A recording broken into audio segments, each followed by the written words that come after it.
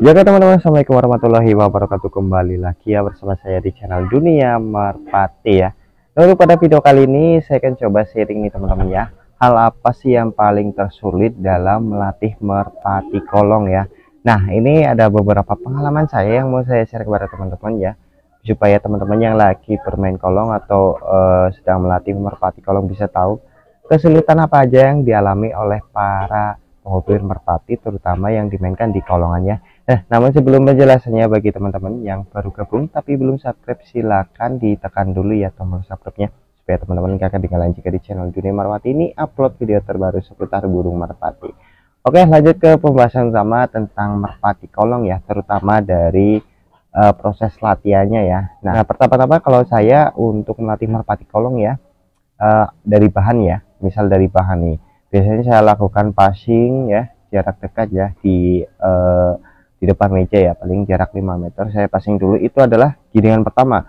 Saya cuma passing dari jarak dekat ya, yaitu dari depan meja ya, cukup 5 meter dipassing terus sampai merpati tersebut itu sudah mengenali lingkungan di mana dia untuk diterbangkan ya. Jadi pada giringan pertama saya biasanya passing terus sampai merpatinya benar-benar sudah lelah ya, sudah lelah dan kiranya sudah cukup, teman-teman istirahatkan. Nah, untuk satu giringan itu saya khususkan untuk passing-passing di depan meja ya, atau pengenalan meja istilahnya. Nah, untuk selanjutnya giringan yang kedua itu biasanya saya pertama-tama saya passing dulu ya, di daerah kolongnya ya, paling saya passing jarak 5 meter sampai dengan 10 meteran ya teman-teman. Saya passing terus, lakukan seperti itu terus sampai merpati benar-benar hafal dan menuju ke betinanya teman-teman. Karena untuk melatih merpati kolong ini agak lama prosesnya, bahkan hampir ada yang 1 tahun baru nyampe start. Itu banyak ya, termasuk saya sendiri. Saya juga pernah melatih merpati hampir 1 tahun belum nyampe start teman-teman, karena belum apa namanya ya, belum selalu menuju ke kolongnya ya. Nah, itu salah satu kendala dalam melatih merpati kolongnya. Namun itu bukan yang tersulit teman-teman, nanti akan saya jelaskan hal yang tersulit dalam melatih merpati kolong ya. Nah, jadi untuk giringan yang kedua tadi ya, saya lob paling jarak 10 meter ya, 10 meter sampai dengan 10 meter ya, mentok ya. Itu untuk giringan yang kedua teman-teman. Itu tujuannya apa? Tujuannya agar merpati si jantan ini paham dengan betinanya di mana ya. Jadi dilepas dari jarak 10 meteran itu agar dia itu menghafal jalurnya atau betinanya di mana ya. Jadi nanti juga kalau teman-teman rutin dan rajin untuk passingan ini, itu merpati akan hafal dengan sendirinya tanpa harus diganggu dengan jarak-jarak yang lebih jauh lagi ya. Itu akan berakibat fatal nantinya kalau teman-teman terlalu tergesa-gesa dalam melatih merpati kolong. Jadi nah, jadi cukup aja untuk melatihnya ya. Jadi santai aja. Jadi perhatikan juga kondisi burung merpatinya teman-teman. Jangan sampai merpati teman-teman itu nantinya kalau sudah jauh itu malah tidak hafal jalan arah ke kolongnya ya. Itu banyak yang mengalami seperti itu teman-teman ya. Jadi saya ingatkan lagi, untuk melatih merpati kolong ini itu jangan tergesa-gesa, santai aja ya. Nah, itu untuk giringan yang kedua, paling saya passing jarak 10 sampai dengan 15 meter ya. Nah, untuk yang ketiga atau giringan yang ketiga itu biasanya saya sudah memasuki bendera 1 sampai dengan bendera 2 teman-teman. Itu untuk giringan yang ketiga ya. Nah, untuk hal ini itu teman-teman latih seperti biasa, passing seperti biasa ya. Namun sebelum itu lakukan yang pertama-tama itu pemanasan dulu di meja ya, di passing-passing agar mereka itu hafal ya di mana dia dimainkannya. Terus selanjutnya teman-teman bisa langsung passing jarak 10 meter, jarak 20 meter, atau jarak dari bendera 1 ya. Nah, teman-teman latih sampai benar-benar merpati tersebut langsung menuju ke kolongnya ya, atau ke betinanya ya. Sebelum merpati menuju langsung ke kolongnya, teman-teman jangan jauhkan lagi sampai merpati tersebut itu benar-benar langsung menuju ke betinanya. Misalkan teman-teman diterbangkan terus kok masih muter 2 kali 3 kali, itu jangan sampai dijauhkan lagi. Itu tandanya merpati teman-teman itu belum hafal arah jalur ke betinanya teman-teman. Jadi jangan jauhkan, kecuali merpati tersebut sekali langsung diterbangkan itu langsung lucu, teman-teman bisa langsung jauhkan ya. Tapi sedikit demi sedikit teman-teman, jangan terlalu banyak untuk nambah jaraknya ya. Nah, itu untuk giringan ketiga saya biasa sudah mencapai bendera 1 sampai bendera 2 ya. Nah, untuk giringan yang keempat, nah ini giringan 4 berarti kurang lebih 2 bulan ya teman-teman ya.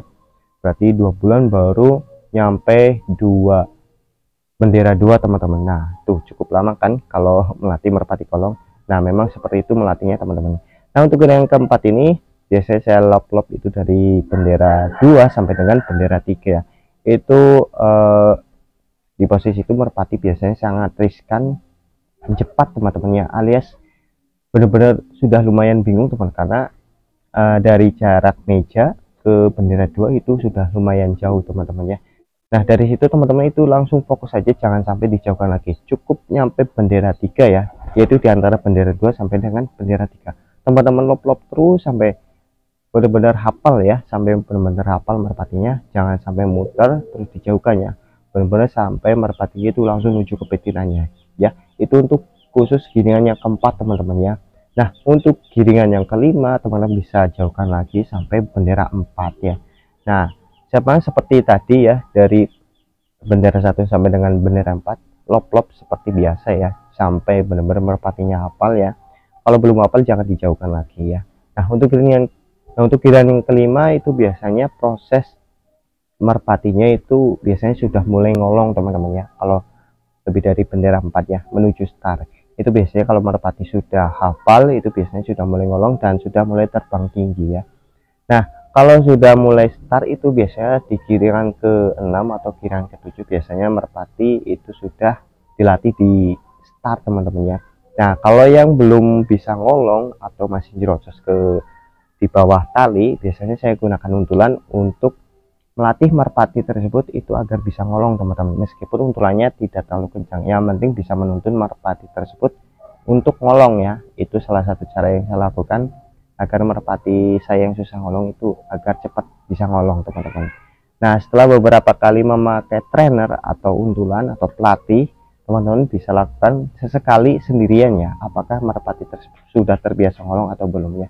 Jika belum, sesekali teman-teman gandengan dengan pelatihnya ya atau trainernya. Nah, itu salah satu strategi atau tips ya untuk saya sendiri dalam melatih merpati kolong. Nah, ini adalah bagian yang tersulit teman-teman ketika sudah mencapai start teman-teman ya. Ketika merpati sudah bisa ngolong, kadang di mejanya itu jebol ya, tidak di meja. Kadang merpatinya nempel di meja ya, jatuhnya di meja, kadang tidak ngolong. Kadang merpatinya tinggi, kadang pendek ya. Itu kadang tidak stabil ya. Hal yang paling tersulit menurut saya itu untuk menyentabilkan burung merpati yang sudah start teman-teman. Itu hal yang paling tersulit ya, karena itu karakter merpati itu sangat berbeda dengan yang lain ya, karena merpati satu dengan yang lain itu pasti berbeda karakternya. Jadi untuk teman-teman yang karakter merpatinya susah untuk stabil ya, sabar aja ya, karena banyak juga merpati yang susah untuk stabil dan perlu kesabaran, ketelatenan, dan ketekunan dalam melatihnya agar merpati tersebut bisa stabil ya. Nah, teman-teman latih aja sampai start ya, sampai benar-benar merpati tersebut itu sudah hafal dan sudah gimana sih agar merpati tersebut itu bisa ngolong dan tepat turun di mejanya ya, tidak jebol ke bawah. Nah, itu salah satu hal yang tersulit dalam melatih merpati kolong ini teman-teman ya. Apakah ada teman-teman yang sama seperti saya dalam melatih merpati kolong? Itu hal yang paling susah itu menyetabilkan merpatinya. Merpati sudah ngolong sudah, merpati sudah turun di meja sudah, cuman kadang-kadang tidak ngolong, kadang turun di bawah, kadang muter dulu di atas. Itu salah satu hal yang paling sulit untuk menyetabilkan burung merpati ya.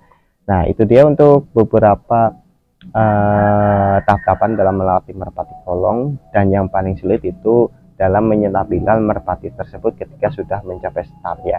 Nah, jadi untuk sharing pada video kali ini segitu aja, dan terima kasih yang sudah menonton sampai selesai. Dan bagi teman-teman yang baru gabung, saya ingatkan lagi, tekan dulu tombol subscribe-nya dan aktifkan tombol loncengnya supaya teman-teman gak ketinggalan jika di channel Dunia Merpati ini upload video terbaru seputar burung merpati. Dan saya akhiri saja, assalamualaikum warahmatullahi wabarakatuh.